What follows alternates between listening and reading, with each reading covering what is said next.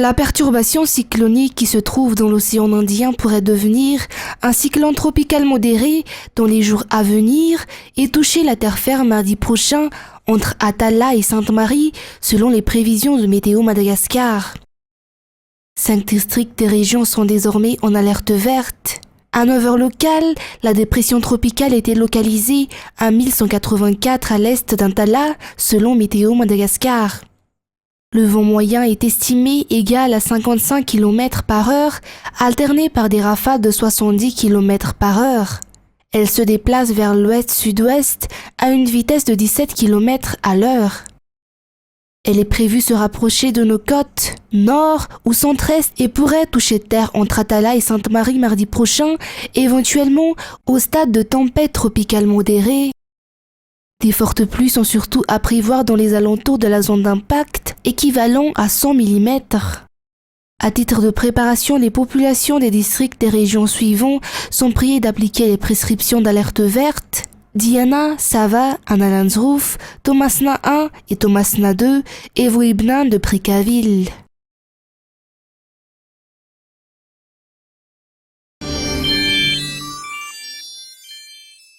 Le bilan provisoire des dégâts causés par le passage du cyclone Batsirai fait actuellement état de 121 morts. Le nombre des sinistrés s'élève à 143 718 personnes, soit 30 123 ménages. Et celui des personnes déplacées, 27 048, issus de 6 113 ménages.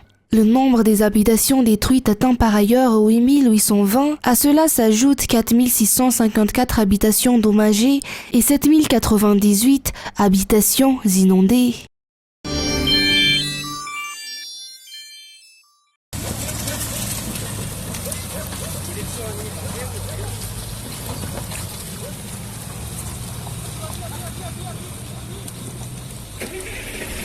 Les routes vers Ifanadine et Ikung ont été réparées et la circulation rétablie d'après le rapport local. Le district Ikung qui a été complètement ravagé par le cyclone Batsirai il y a une semaine de cela. C'est également le district qui a recensé le plus de décès, avec 87 décès enregistrés suite au cyclone Batsirai. Des statistiques qui sont actuellement en cours d'étude, d'après les explications, car d'autres sources annoncent que le nombre de morts dépasse les centaines. L'image d'Ikung vue du ciel montre les ravages du cyclone de ce district. D'Ifanadine, la gendarmerie nationale a procédé pendant plusieurs jours à l'enlèvement des blocages ayant entraîné la coupure de circulation. La caserne de la gendarmerie a été détruite à 90%, de même que le centre pénitentiaire. Le nombre de réservations a considérablement augmenté au niveau des hôtels en cette période de célébration de la Saint-Valentin. D'après un gérant d'hôtel que nos journalistes ont interviewé ce jour, elles ont augmenté de 40% durant cette semaine.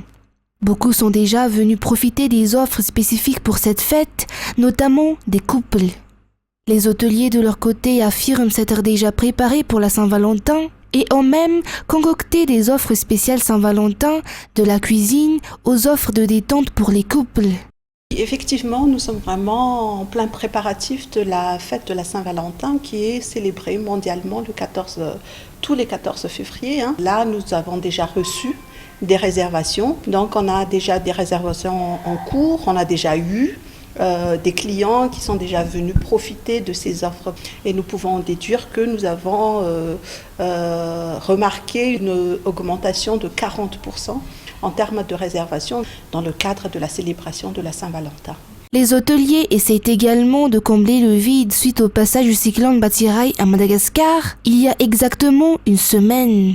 Rattraper les pertes générées durant le passage du cyclone Batsirai, je peux dire que non.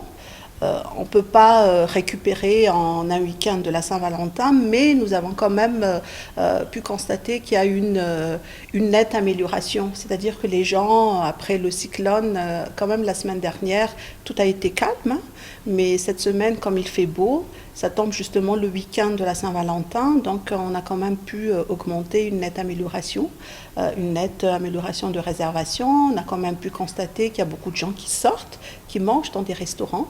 Donc voilà, ça redémarre petit à petit, mais on espère vraiment que ça va continuer dans ce rythme.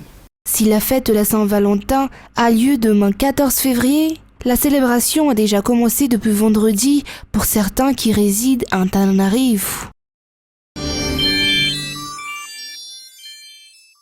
Des Ukrainiens a vraiment augmenté dernièrement, depuis les évacuations des ambassades, depuis que plusieurs pays ont décidé de retirer leurs représentants de la mission d'observation de l'OSCE dans le Donbass. Volodymyr Zelensky, le président ukrainien, et le premier ministre ukrainien ont utilisé exactement les mêmes mots dans des déclarations à la nation. Hier, ils ont dit « La panique est le meilleur ami de notre ennemi, il ne faut surtout pas paniquer. Il reste très inquiet pour les effets sur l'économie d'une panique. Et donc, on a bien vu qu'ils avaient coordonné leurs déclarations pour dire exactement la même chose. Mais je pense qu'on est en train de voir un peu plus de coordination aussi entre les messages articulés par les dirigeants ukrainiens et ceux des Américains et des Britanniques. On n'est plus dans une situation où les Américains disent une invasion de l'Ukraine par la Russie est clairement possible et les Ukrainiens disent il n'en est rien. Avant, les Ukrainiens disaient ne paniquez pas parce qu'il ne va rien se passer. Maintenant, ils disent ne paniquez pas parce qu'on est préparé. Il y a eu aussi des déclarations des chefs des forces armées et du ministre de la Défense soulignant l'état de préparation de l'armée ukrainienne, soulignant le fait que, malgré que bien sûr il y a encore des problèmes, ce qu'ils n'ont pas évoqué à l'antenne, ce n'est clairement pas la même armée qu'il y avait en 2014, ou plutôt qu'il n'y avait juste pas en 2014, quand la Russie a pu prendre et annexer la péninsule ukrainienne de la Crimée sans même tirer une seule balle. Maintenant, les Ukrainiens disent qu'ils vont résister. Il y a eu aussi cette manifestation à Kiev hier de défiance pour montrer que pour la majorité des Ukrainiens, en tout cas, ils sont prêts à résister d'une manière ou d'une autre, une incursion ou une invasion russe. Il y a eu aussi, j'ai entendu à la radio, une discussion un peu plus philosophique sur comment est-ce exactement des civils ukrainiens pourraient résister. 33% des civils ukrainiens, dans un sondage fait à la fin de l'année dernière, ont dit qu'ils étaient prêts à résister à une invasion russe, l'arme à la main. À la radio hier, ils discutaient de qu'est-ce que ça veut dire en réalité. Est-ce que les gens sont vraiment prêts à tuer? Est-ce que les femmes sont prêtes à tuer? C'est le genre de choses qu'on entend maintenant à la radio dans des programmes où normalement la programmation d'un samedi soir est d'un ton bien plus léger.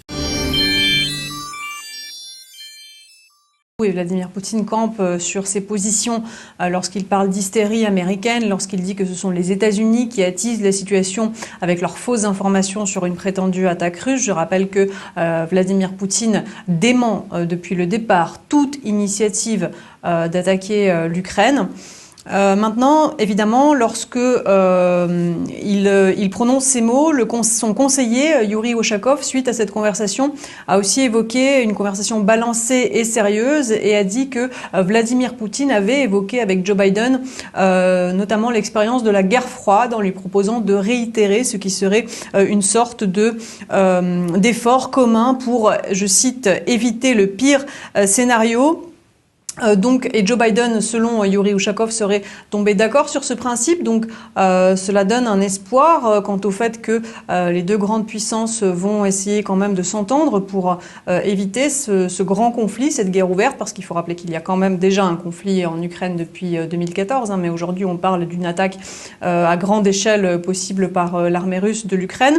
Donc, encore une fois, c'est très difficile d'interpréter, de faire des pronostics à ce stade. La Russie, Yuri Ushakov a dit que dans les prochains jours dira ce qu'elle a l'intention de faire après avoir étudié les réponses américaines à ces propositions qui sont, je le rappelle, aux yeux des États-Unis irrecevables, c'est-à-dire le non-élargissement de l'OTAN, par exemple. Ça, c'est quelque chose que la Russie exige et ce à quoi Washington est fermement opposé. Donc on en saura sûrement plus, d'autant plus avec le ballet diplomatique qui va se poursuivre à partir de lundi, ce que vont faire les uns et les autres. Mais ce qui est certain, c'est que la Russie campe sur cette position de dire que non, elle n'a absolument pas l'intention d'attaquer l'Ukraine. faut savoir que les Russes vivent dans cet état de conflit latent, permanent avec l'Occident, un conflit qui est grandement alimenté de manière générale par le discours étatique et qui lui-même est largement repris par les médias d'État. Historiquement, ce discours, il rejette toujours la faute aux États-Unis. Donc, selon un récent sondage, seulement 4% des Russes estiment que la Russie est responsable de la situation. 50% blâment les États-Unis et 16% l'Ukraine. Alors, les gens, ils sont à la fois lassés et inquiets donc de ce que leur réserve leur avenir. Il y a aussi ce traumatisme qui est très très grand de la Seconde Guerre mondiale où l'URSS a payé 20 millions de morts. Ça aussi, c'est quelque chose qui est très ancré dans les esprits et dont l'idéologie étatique qui emprunte la société fait mention régulièrement. Donc aujourd'hui, on peut dire que peu importe à qui la faute, mais le dicton parmi les Russes est plus que jamais en vogue de dire pourvu qu'il n'y ait pas la guerre. Évidemment, encore une fois, je le disais, les Russes voient réellement les États-Unis et l'OTAN comme responsables, comme une menace du fait qu'ils rapprochent leurs armées des frontières russes selon ce discours. Et donc, aucun doute finalement que si conflit majeur il y avait, l'opinion publique russe se rangerait en grande majorité derrière Vladimir Poutine. La situation reste relativement confuse ici, même si on pouvait penser, vu la mobilisation policière qui a été envoyée à cet ambassadeur Bridge, que cela serait réglé beaucoup plus rapidement. Et ça, c'était bien parti finalement, puisque d'après les informations et les images qui sont arrivées dès ce samedi matin ici, eh bien en fait, sniper sur les toits, groupe tactique d'intervention, véhicules blindés, cordon de police très important et finalement des manifestants qui tant dans leur pick-up, dans leur camion que à pied avaient l'air de finalement coopérer avec la police et de se retirer. C'était sans compter l'arrivée finalement de nouveaux manifestants, parfois à pied, parfois en véhicule, qui sont venus grossir les rangs de ce blocage et qui ont dû finalement forcer la police à continuer sa stratégie de désescalade pacifique. Il y a énormément de forces policières sur place, mais ils cherchent à tout prix, et c'est d'ailleurs un petit peu la stratégie adoptée à l'échelle nationale ici, à éviter les affrontements violents. Donc ils tentent de négocier, d'inciter les manifestants à rentrer chez eux. Résultat, effectivement, ce pont Ambassador Bridge qui représente un quart des échanges de marchandises entre États-Unis et Canada, c'est énorme. C'est plus de 300 millions de dollars par jour, 400 milliards à l'année, notamment pour les pièces auto, vous l'avez dit, qui restent fermées à l'heure actuelle.